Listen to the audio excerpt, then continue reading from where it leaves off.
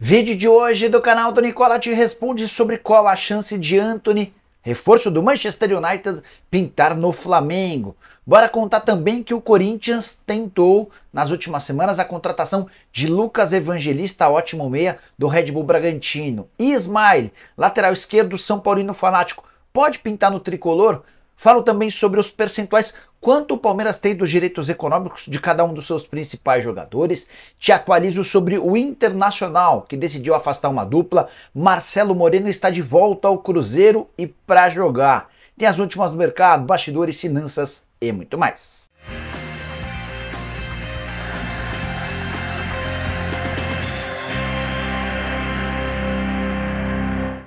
Fala aí pessoal, sou Jorge Nicola, bem-vindos a mais um vídeo do canal e sem perder tempo só queria pedir para deixarem like, se inscreverem no canal e ativarem todas as notificações e contar também que todo esse conteúdo é um oferecimento de Aposta Ganha, o site de apostas esportivas que te dá 100% de bônus no valor do depósito. Você deposita e 100% aparecem para você com valor máximo de R$200 de bônus. Na tela com os jogos dessa quarta-feira só tem decisão, começando à tarde com a Liga dos Campeões. Imagino que o Borussia Dortmund vence o PSV e que Atlético de Madrid e Inter de Milão empatam. Na Copa do Brasil tem Nova Iguaçu e Internacional. Nova Iguaçu deve poupar alguns dos seus titulares, até por isso eu vou de Inter.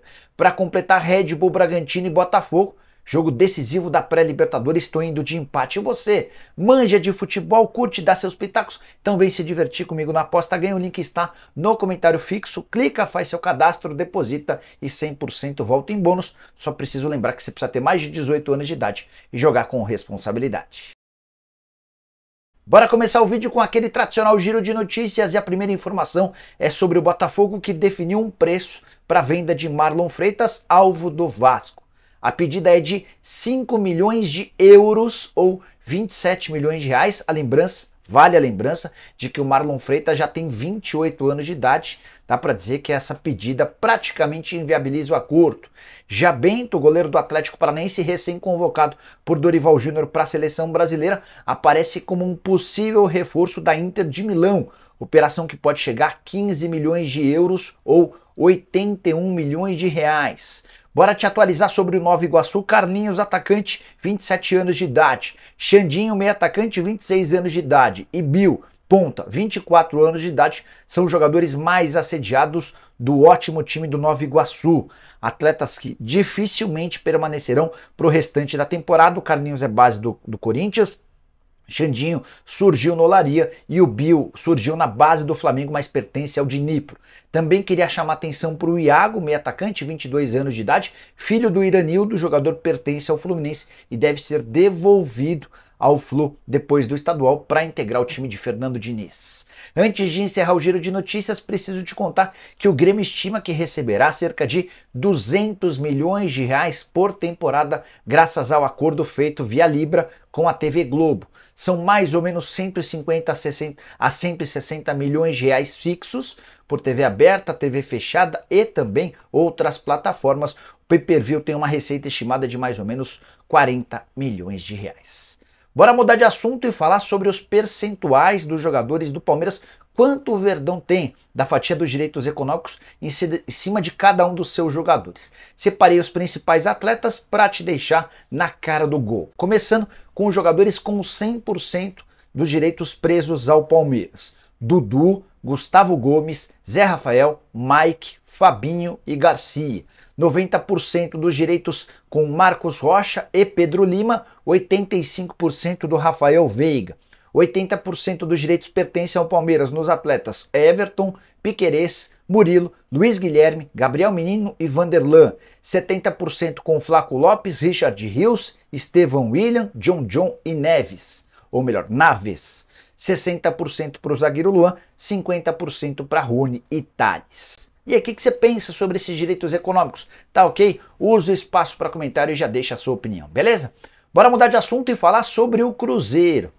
Nos últimos dias cheguei a contar para vocês que a ideia do Cruzeiro era ter o Marcelo Moreno apenas por uma preparação física de olho na despedida. Mas a história é um pouco diferente. O Cruzeiro deixou essa primeira versão vazar, para evitar um constrangimento ou uma situação ruim. Mas a verdade é que o Marcelo Moreno passará a treinar de forma definitiva e ficará como reforço da Raposa até 31 de dezembro, quando se encerra o contrato, e aí sim ele vai se preparar para uma despedida. Importante contar que o atleta tem 36 anos de idade e não atua desde dezembro do ano passado, quando deixou o Independente Del Valle. Marcelo Moreno tentava há bastante tempo voltar ao Cruzeiro. Existia uma resistência, até por conta da condição física, a idade, a dificuldade dele de se encaixar no elenco, mas pesaram alguns fatores. Primeiro, Marcelo Moreno permitiu ou aceitou uma condição financeira bastante baixa. Depois, vale a lembrança de que o Marcelo Moreno é um dos maiores credores do Cruzeiro. Em 2020, ele emprestou 18 milhões de reais à Raposa. Nessa dívida recalculada com juros e correção monetária já bate na casa dos 33 milhões e 400 mil reais. Para completar, importante só lembrar que o Marcelo Moreno é muito amigo do Pedrinho BH, que é sócio do Ronaldo Fenômeno na SAF do Cruzeiro. Ronaldo é dono de 70% das ações, o Pedrinho tem 20% e os outros 10% seguem com o clube. Bora falar agora sobre o Internacional, que decidiu afastar uma dupla de jogadores interessante e que pode pintar em outros times na janela entre 1º de abril e 19 de abril. É exatamente esse o objetivo do Inter. No início dessa semana, o Colorado avisou o mercado que Depena e Gabriel seguem treinando com o restante do elenco, mas não serão mais utilizados nem relacionados para a partida. O meio-atacante uruguaio e o volante, que já passou por Palmeiras e Corinthians, estão à disposição do mercado. O Inter tenta negociá-los na próxima janela para aliviar em mais ou menos R$1 milhão a folha. Importante lembrar que o Gabriel renovou recentemente o contrato com o Internacional, mas forçou a barra para ser negociado com o time dos Estados Unidos. O negócio não aconteceu, Vitória e Vasco sondaram, o Gabriel não quis ir, agora é o Internacional quem tenta forçar a barra para que ele deixe o clube. O Depena tem um caso um pouco diferente, o meio uruguaio pretendia continuar no clube, super adaptado ao Inter, a família gosta de morar em Porto Alegre, mas o Colorado pensa diferente e busca um clube para contratá-lo. Caberia no seu time do coração? Use o espaço para comentário e já deixe o nome do seu time e o papel desses atletas dentro do clube. Bora de informação exclusiva, quero contar que o Corinthians tentou a contratação de Lucas Evangelista. Meio-campista do Red Bull Bragantino, 28 anos de idade, tem chamado bastante atenção, especialmente depois da temporada passada. Atleta que chegou ao Red Bull Bragantino já há algum tempo, depois de atuar no exterior, ele chega em 2020 por empréstimo, é comprado no ano seguinte e desde então é peça titular absoluta.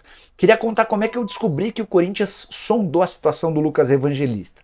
No programa dessa terça-feira, a live que a gente costuma fazer das 7 às 8 da noite, um torcedor do Flamengo perguntou se era verdade que o Evangelista está nos planos do Tite. Mandei mensagem para um dirigente do Red Bull Bragantino da minha confiança, a pessoa afirmou que nunca ouviu falar sobre Lucas Evangelista no Flamengo, mas escreveu o seguinte, abre aspas, o Corinthians não fez proposta oficial, mas abriu conversas e depois a coisa esfriou, fecha aspas.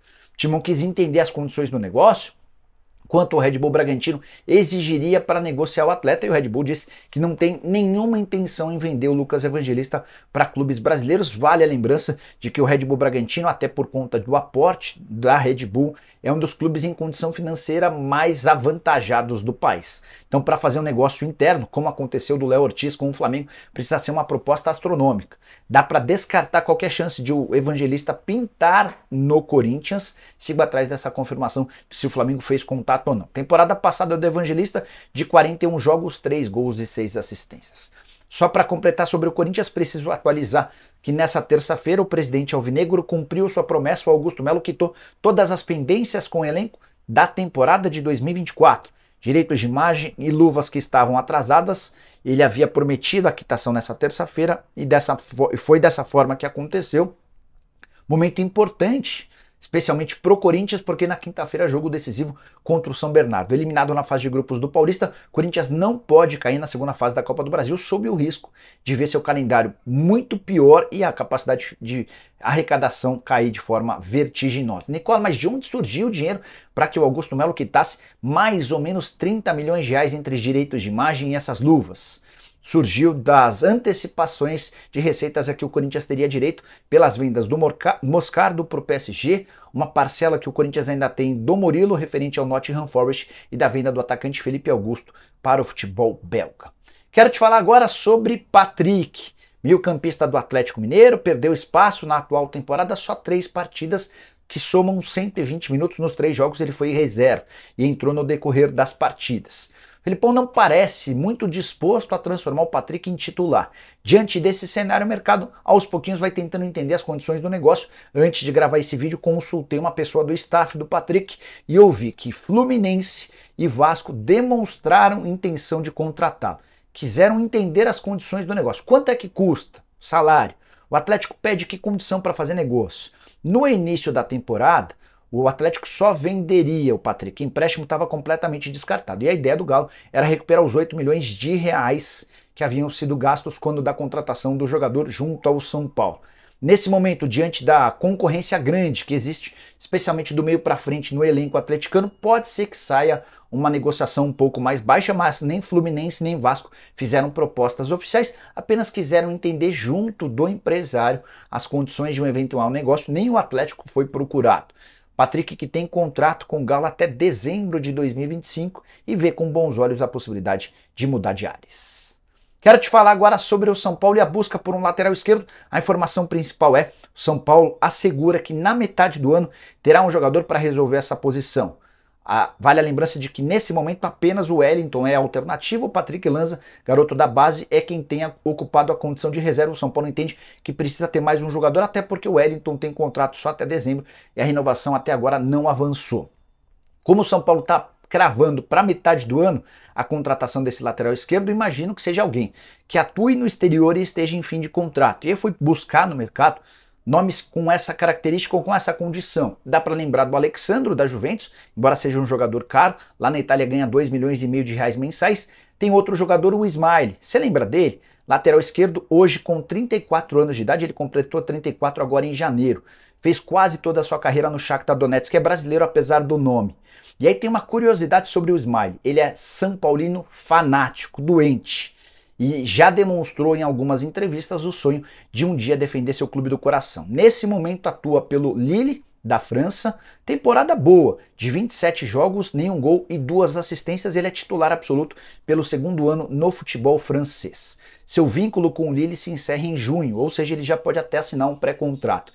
E aí eu quero resgatar uma entrevista que a mãe do Ismaili deu alguns anos atrás ao pessoal da ESPN, em que a mãe dizia o seguinte: o Ismaili é São Paulino e ficou chateado por não ter passado num teste lá atrás, no início da carreira. Mas só de ter conhecido o Morumbi, ele já voltou para casa radiante. O Ismaili inclusive trouxe umas pedrinhas do estádio e acho que ele guarda essas pedrinhas até hoje. Você que já foi ao Morumbi sabe que tem pedrinhas espalhadas com as cores do São Paulo. O Ismaili, durante esse teste, acabou recolhendo pedrinhas e, segundo a mãe, é possível que essas pedrinhas o acompanhem até hoje. Então, é muito clara a vontade do Ismaili em defender o tricolor. Queria saber a sua opinião. Você acha que esse jogador, de 9 temporadas no futebol ucraniano, sempre como titular no Shakhtar, mais 2 temporadas no futebol francês, sempre como titular, havia atuado também no Braga, lá atrás em Portugal, outra vez como titular, se esse cara seria útil e poderia ajudar na temporada a partir da metade do ano. Bora fechar o vídeo para repercutir uma informação importante que agitou os torcedores rubro-negros: a chance de Antony ser contratado pelo Flamengo na metade da temporada. Essa informação foi divulgada pelo Júlio Miguel Neto, que é setorista do Flamengo. Ele conta que o Fla tem a intenção de fechar com o Antony por empréstimo de 1 ano. Antony, que não vive uma fase boa no Manchester United, havia sido comprado na temporada passada por 100 milhões de euros do futebol holandês. Primeiro ano até que razoavelmente bom, convocado para a seleção brasileira com Tite, disputou a Copa do Mundo, mas nessa temporada ficou muito marcado por conta de uma agressão contra a namorada, que acabou se transformando num processo. Ele rendeu um afastamento, quando ele voltou também não foi bem. O time do Manchester United vive um momento horroroso e é possível que o Antony deixe o United, especialmente depois da mudança no comando do clube. O clube tem um novo comprador e é a promessa de uma reformulação grande para a próxima temporada. Ainda assim, apesar de todos esses problemas, o Antony soma na atual temporada 29 jogos, 1 gol e 1 assistência. Queria chamar atenção para um fato: comprado por 100 milhões de euros, hoje ele é avaliado pelo Transfer Marketing em 35 milhões de euros. Confesso que a chance de o Antony se tornar reforço do Flamengo por empréstimo hoje é pequena. Isso só poderia acontecer se o United não conseguisse nenhuma outra opção boa para venda ou empréstimo no futebol europeu. Então o Flamengo vai ter dificuldade em emplacar essa negociação. E aí tem outro detalhe importante: o empresário do Antony é Júnior Pedroso, o mesmo que representa o Gabigol, e ficou extremamente decepcionado com o comportamento dos dirigentes do Fla. É que em outubro do ano passado, vale a lembrança, o Gabigol e o Júnior Pedroso haviam chegado a um acordo verbal para a prorrogação do contrato do Gabigol com Marcos Braz e Bruno Spindel. Só que esse acordo foi ignorado e cancelado pelo presidente Rodolfo Landim. Júnior Pedroso ficou descontente, o Gabigol também, e a relação entre dirigentes do Fla e o representante do Antony não é das melhores. Antony caberia no seu time do coração? Você acha que é possível que o United libere o jogador por empréstimo, alguém que custou 100 milhões de euros a uma temporada e meia? Use o espaço para comentário, não esquece de deixar like, se inscrever no canal. Voltamos de tarde com mais informações. Tem também a tradicional live a partir das 7. Abraço, tchau!